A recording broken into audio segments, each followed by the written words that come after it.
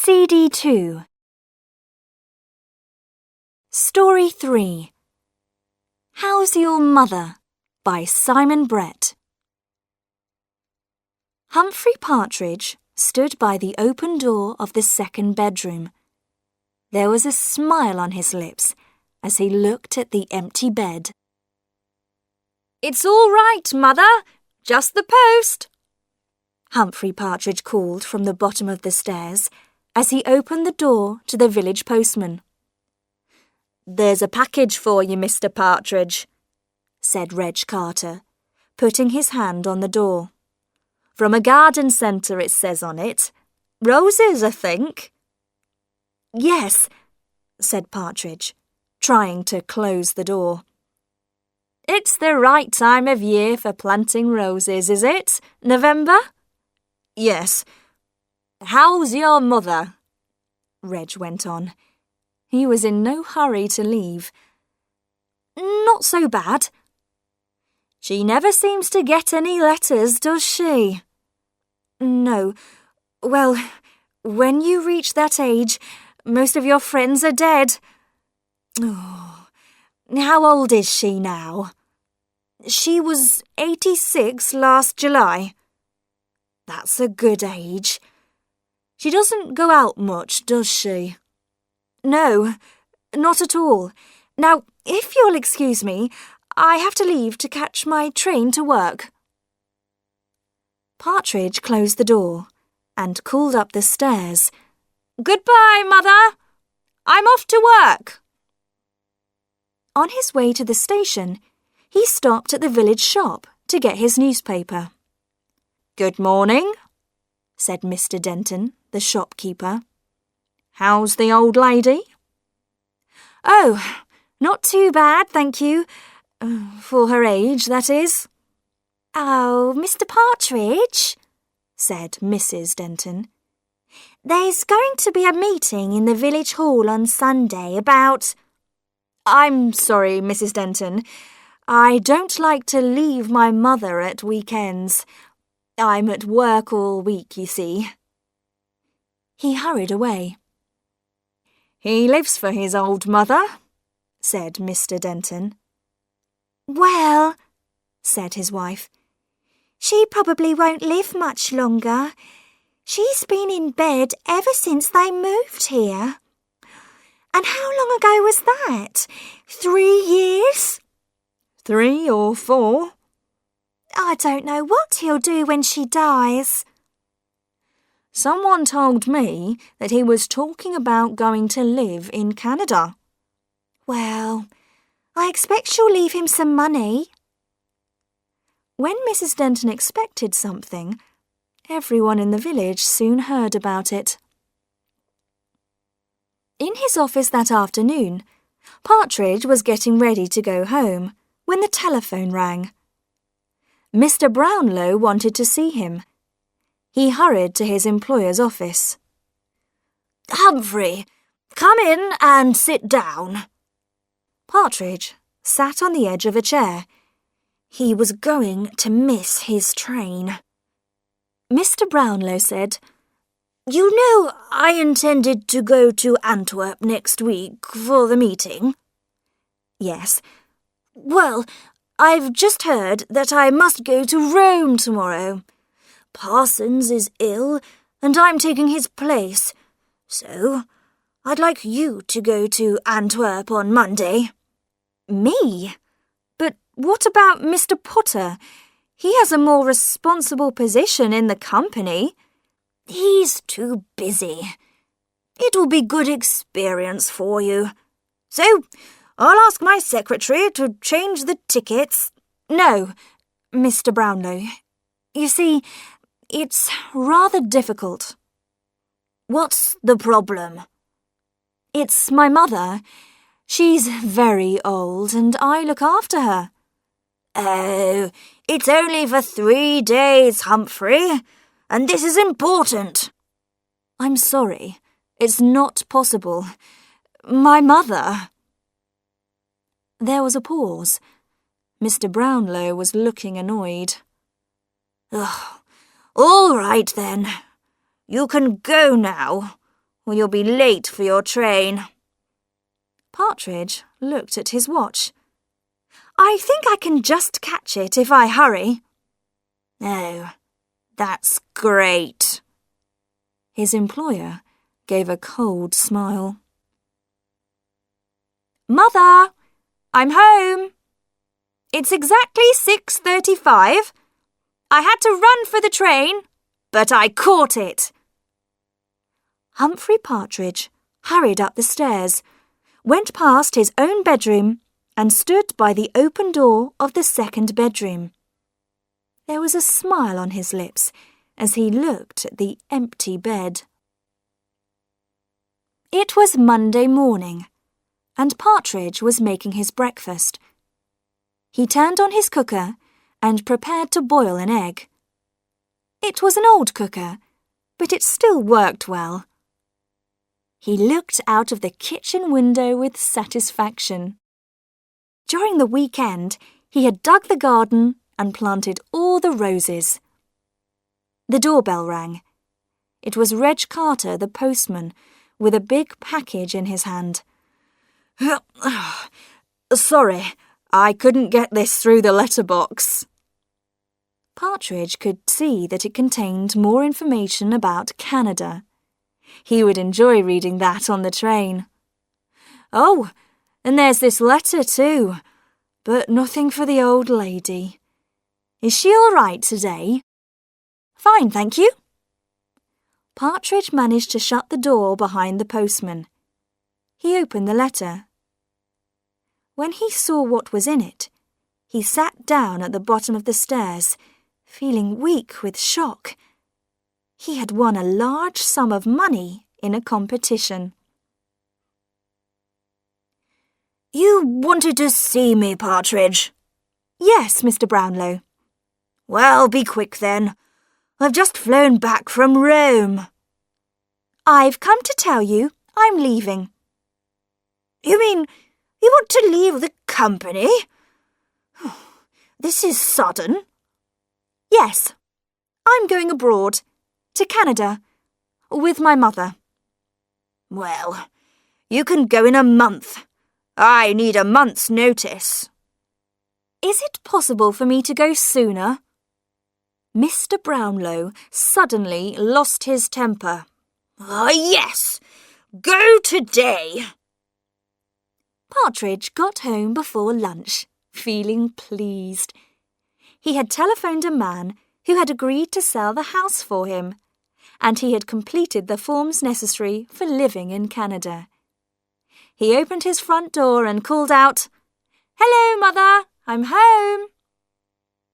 He stopped suddenly as he saw Reg Carter coming out of his kitchen.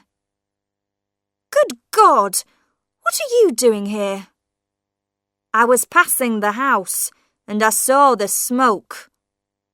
"How did you get in?" "I had to break a window. I've called the police. I explained it all to Sergeant Wallace." Partridge's face was white. "Explained what?" "About the fire. There was a fire in your kitchen. You left the cooker on, and the curtains were on fire. I was thinking of your mother upstairs, not able to move, so I put the fire out." "Oh, thank you. That was very good of you." "Then I wanted to see if she was all right. I went upstairs. All the doors were closed. I opened one, your room, I think. Then I opened another. There was a bed there, but there was no one in it." "No." "There was no one anywhere. The house was empty." "Yes." The postman stood there, looking at him. "I thought that was rather strange, Mr. Partridge. You told us your mother lived here." "She does. She did. She died." "Died? When?" "You said this morning when I asked." "She died 2 days ago." His face was red now. I'm sorry. I can't think straight. It's the shock, you know. I see, Reg Carter said quietly. Well, I must go now. It was about a week after the fire.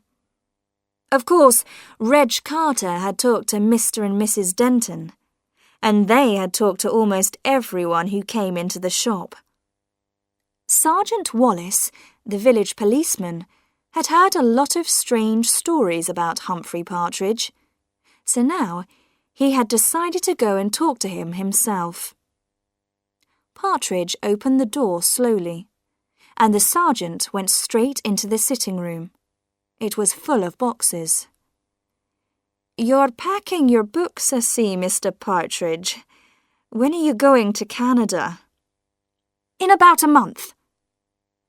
And you're going to buy a house there, I hear. Yes. You're going alone. Your mother's not with you now. No, she died. Yes, that's what I want to discuss. As you know, this is a small place, and most people take an interest in other people's business.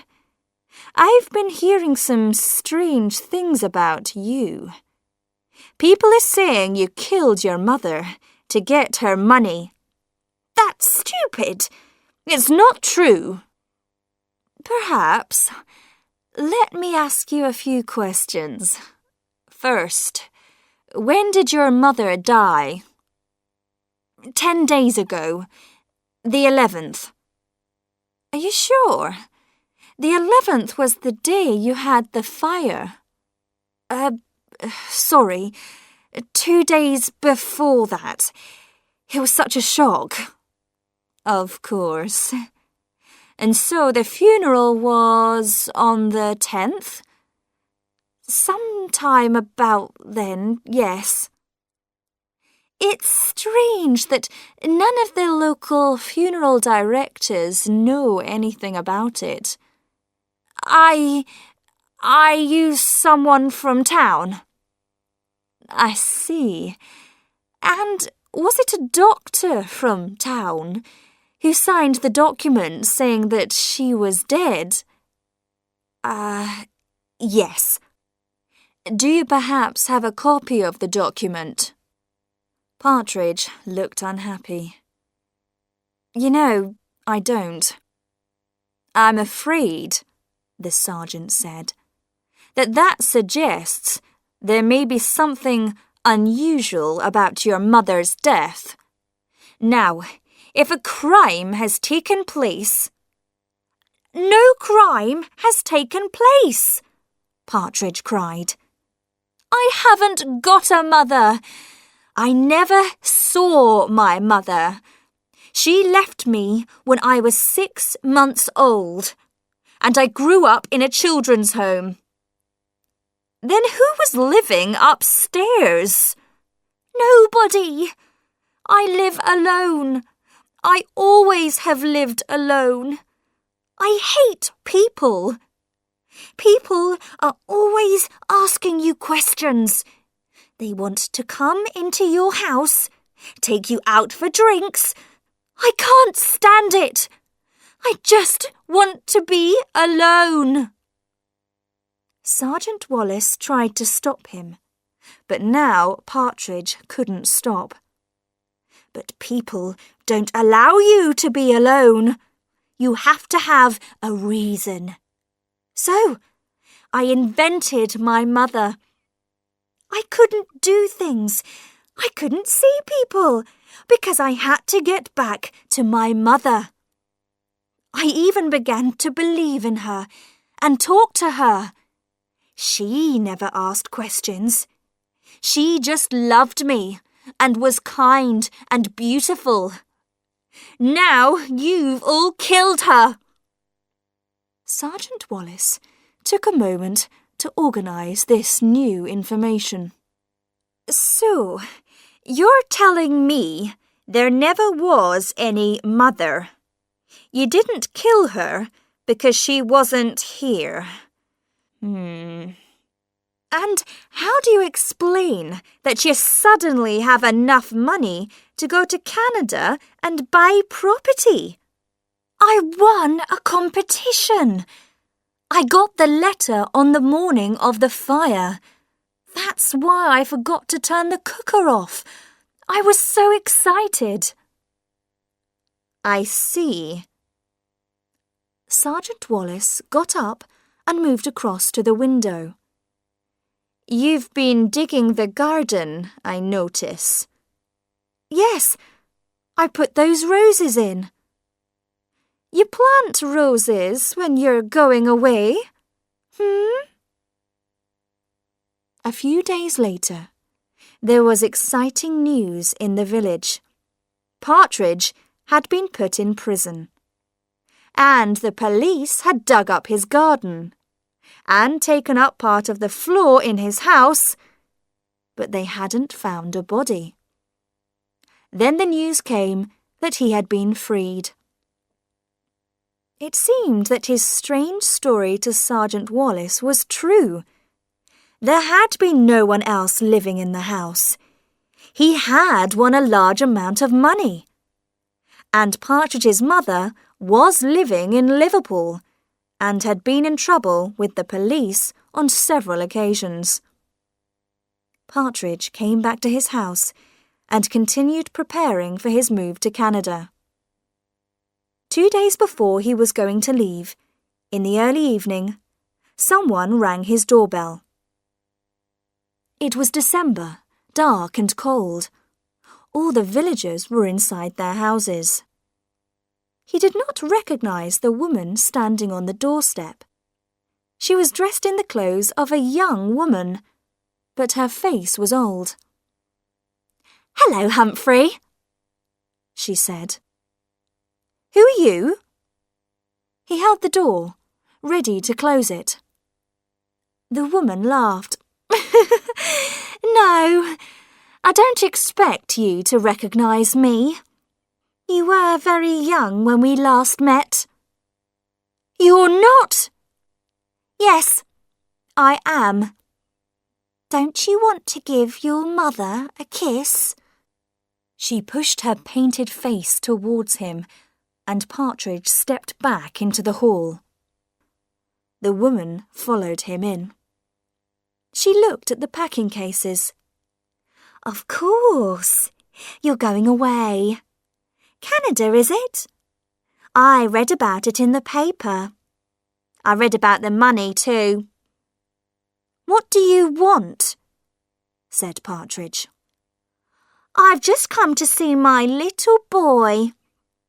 I was thinking, perhaps you should help your poor old mother now. You never did anything for me. You left me." "That was a long time ago. Now I want you to look after me in my old age. Why don't you take your old mother to Canada with you?" "But you aren't my mother," he spoke quietly. "Oh, yes, I am, Humphrey." "My mother is beautiful and kind. She is nothing like you. You are not my mother." His hands were on her shoulders, shaking her. "I'm your mother, Humphrey." She was laughing at him.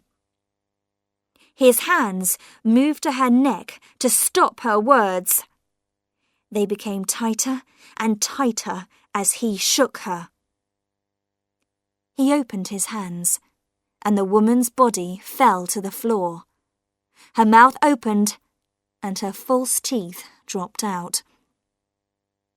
Next morning, Humphrey Partridge went to the police station to see Sergeant Wallace. "Good morning, Mr. Partridge. What can I do for you?" "Sergeant, about my mother. I just wanted to tell you that I did kill her." Oh, yes. And then you buried her in the garden? Yes, I did. Fine. I'm telling you, I murdered someone, Partridge said. Listen, Mr. Partridge, said the sergeant. I'm very sorry about what happened, and you can have a little joke if you like. But now I have other things to do, so... You mean I can just go? Do, please. To Canada? Anywhere you like. All right then, I'll go. He left the police station. Outside, Humphrey Partridge took a deep breath of air and smiled. Right, Mother.